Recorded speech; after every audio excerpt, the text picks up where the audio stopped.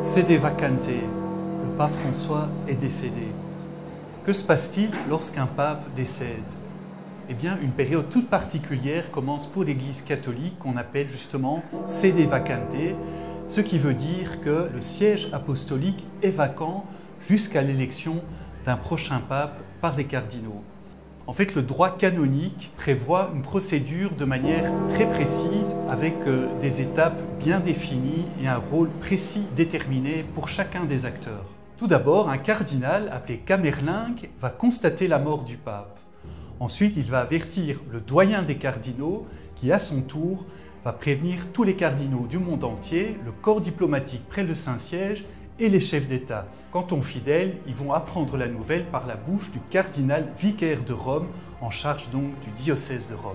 Dès qu'ils sont au courant de la vacance du siège apostolique, les cardinaux sont attendus à Rome dès que possible pour prendre un certain nombre de décisions importantes.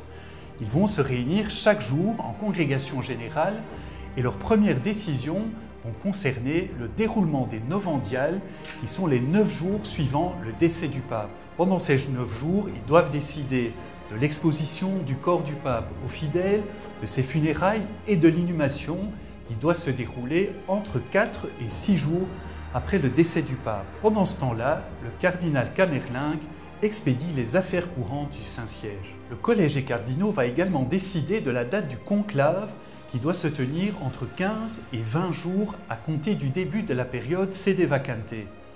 Le camerlingue va être chargé d'organiser le conclave et les cardinaux se rassembleront alors dans la chapelle Sixtine, les cardinaux électeurs de moins de 80 ans.